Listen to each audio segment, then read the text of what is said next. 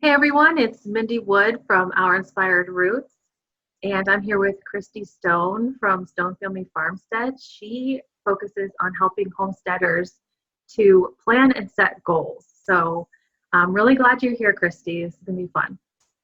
Thanks for having me. This is going to be Sure. so fun. Yes, it is. So let's just get right into the questions because I know people are really interested in learning how to start their seeds because that time of year is coming around. So let's say that you have your seeds, you bought them at the store, and do you do you recommend using seed starting mix or do you do something different? Well, personally, I use peat pellets because I'm kind of lazy and I don't like to do a whole lot of mixing or anything like that. But when it's appropriate to use seed starting mix, where my pellets are too small or something like that, I do use a specific seed starting mix, one that actually says seed starting mix on it. And the reason for that is because those are sterile and they give the seedling a better chance at living than in, like, if you were to do start it in potting soil, which a lot of us try as beginning gardeners. Yeah. I don't recommend that at all. Seed starting mix is really the way to go. hmm So your the peat pellets, are they like little individual? Um, how big are they? Are they about the size of a container? Well, they come in a lot of different sizes, but like say you go to your local garden center, they're usually about, I don't know, half dollar size and Okay. maybe about a centimeter tall.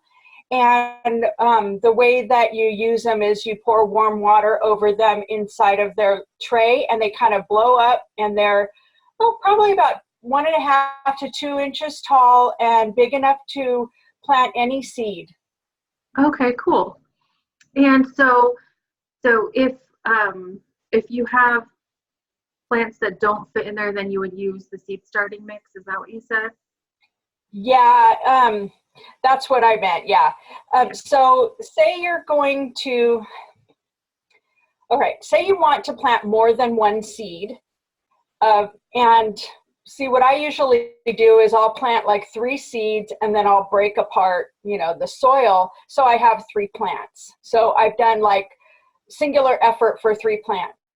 But what you can do with the peat pellets, you can plant like larger seeds like beans and things like that inside of one peat pellet, but you're going to have to plant up very quickly.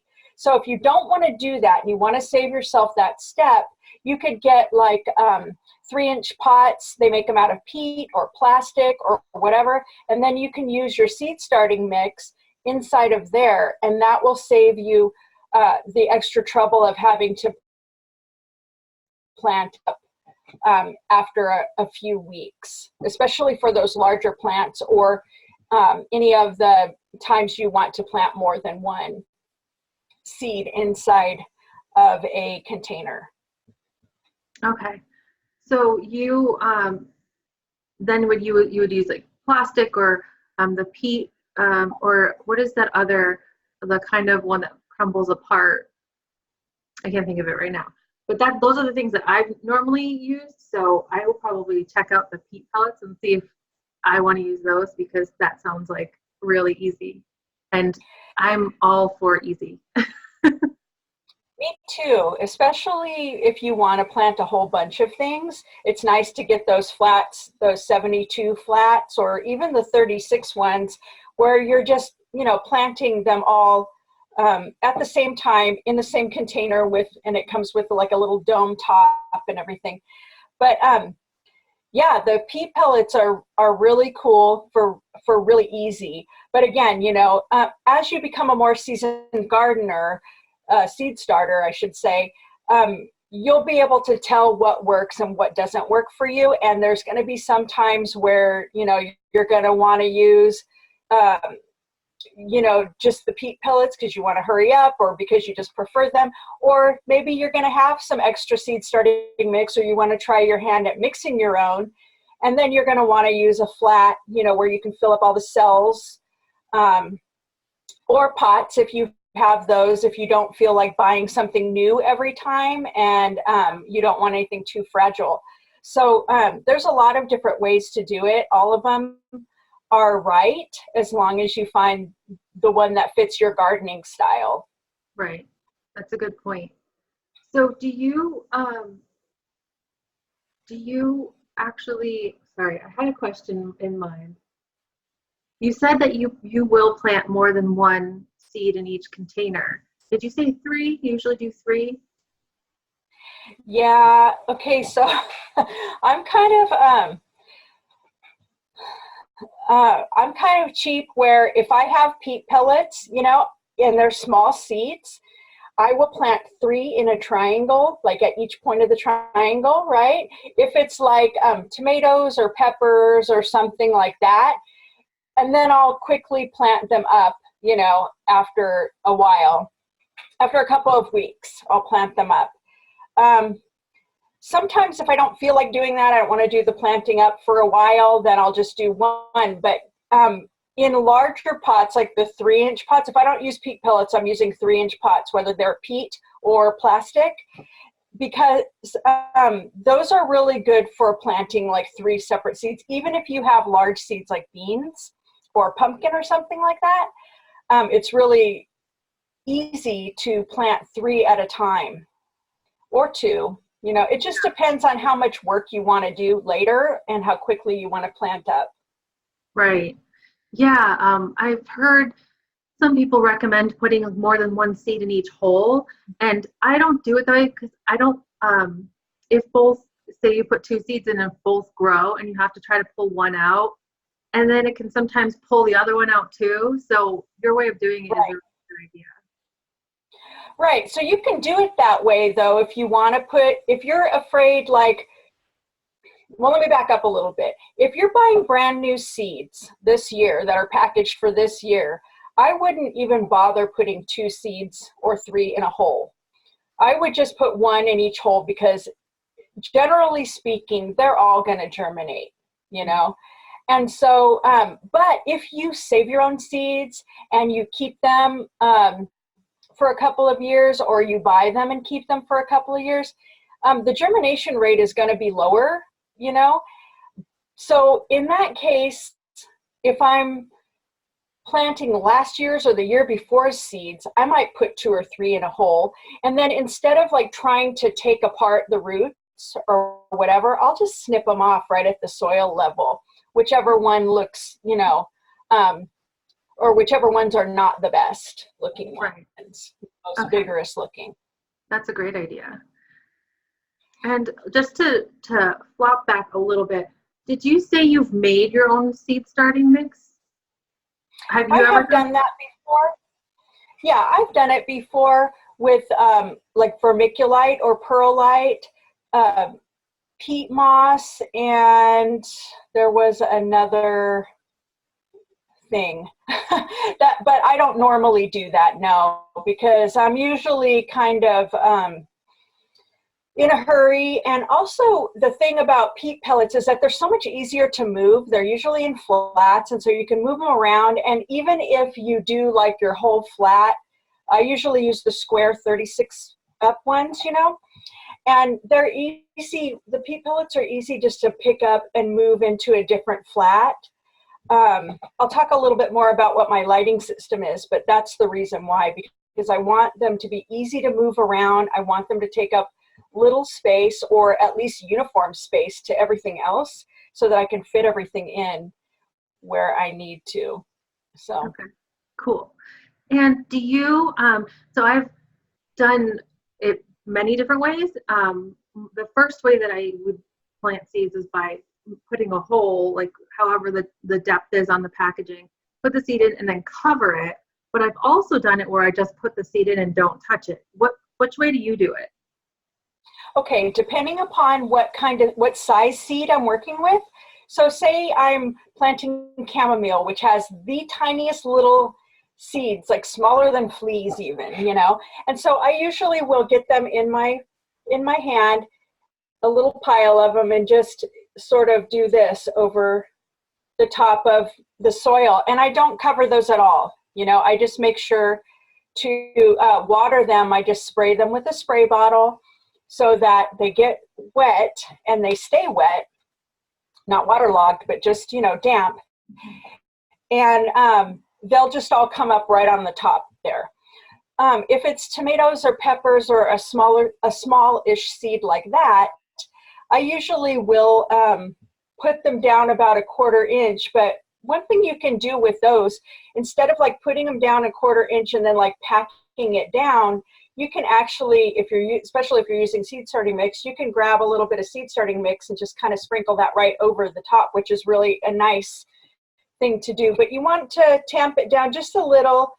Your goal is to get the soil around the seeds, not packed so much that the seedling can't come up, but packed down enough to where the soil, the damp soil is touching the seed so that it can actually break the exterior of the seed, and it can come out, it can emerge. So larger seeds, I actually do put them down about 1 inch. Yeah. Those ones probably wouldn't be so great to leave on the top like that. Yeah, they probably dry out pretty fast on the top. Yeah. Okay. And then do you feed your seedlings anything? Any kind of seedling food? Yeah, I don't believe there is any seedling food necessarily that's actually marked that way, which would make it so much easier for the rest of us that are just want to buy something off the shelf or just learning. But yeah, so when your seed opens up and the seedling emerges, these two sides here are called cotyledons, and they hold enough food for a week or two for your seedling. And so you don't have to feed them until about 2 weeks of life, so not 2 weeks from when you plant, but 2 weeks from when, they emerge as seedlings. And so when, after that happens and you've got your 2-week-old seedlings, you can water those from underneath, and in the same way that you would water, you would go ahead and fertilize with like 1/4 or half strength of either a 4-4-4 all-purpose plant food, or a worm tea. So if it's a 4-4-4, I do it about 1/4 strength. If it's a worm tea, I do it about half strength.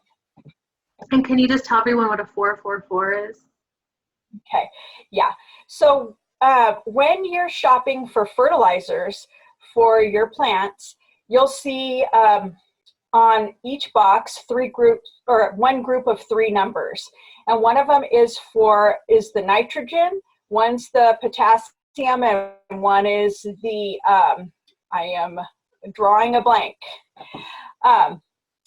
Did you say, so you said nitrogen? I said nitrogen, potassium, and I'm thinking potash, but that's the same thing as potassium. Gosh. I'll look it up. I know. I can't think of it either. I'm thinking of... I know, it's just so basic. But at any rate, while you're looking that up, I'll just finish talking. So phosphorus. Phosphorus, thank you.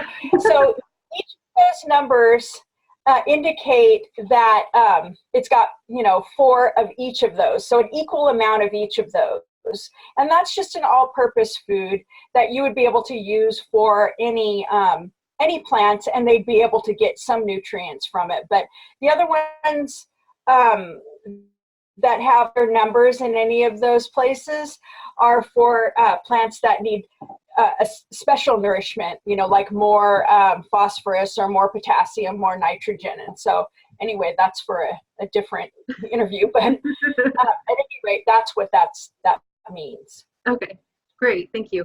And so you mentioned briefly about a grow light. So do you use grow lights, or do you just use a sunny window?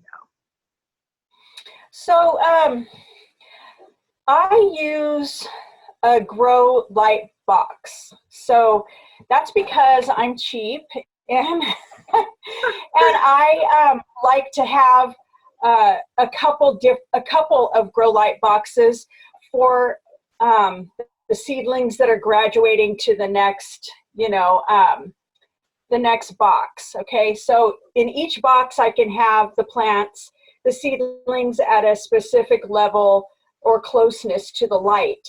And that's the reason why I might move them around, because some grow faster and taller than others. But anyway, the Grow Light box is cheap to make and not difficult at all, and way less expensive than, like, say, your T5 grow lights that you can get at Home Depot or whatever.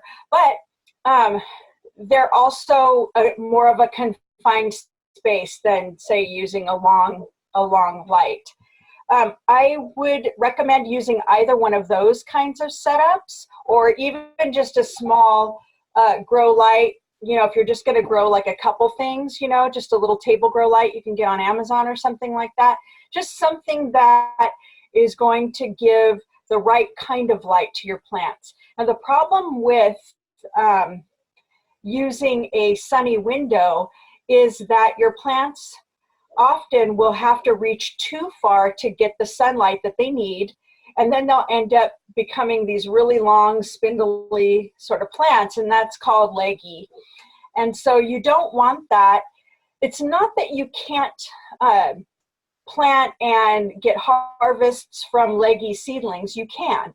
It's just that these plants are not going to be as vigorous as if you were able to keep the light, you know, within 2 inches of the tops of your plants, and, you know, let them, you know, become stocky and strong and all that. So, you know, that's why I wouldn't recommend a sunny window. It can be done, but it's not the best way to do it. Okay. And you just mentioned leggy seedlings. Other than making sure that you have a really good light for them, what other ways do you avoid leggy seedlings?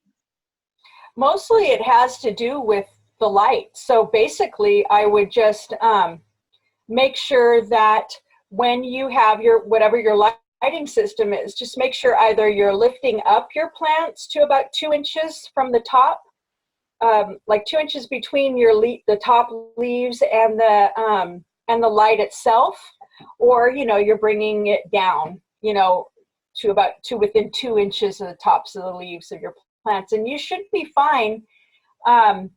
Sometimes you'll find that, like, I know in my grow light box, my light is, I do use a shield thing to disperse the light, but even the ones out here on the end can become a little bit leggy. So it's really best to have, you know, each of your seedlings underneath the light equally, or else some of them will become that way. It's not a bad thing necessarily if you have leggy, like, say, tomatoes, because you can actually, and some other plants you can do this with as well, but tomatoes is the most common, where you can actually, say you have a leggy seedling about this tall and the leaves are like up here, you can always plant it, you know, the leggy stem under the soil, and it will actually sprout more roots, and that can make a stronger plant and a more vigorous plant.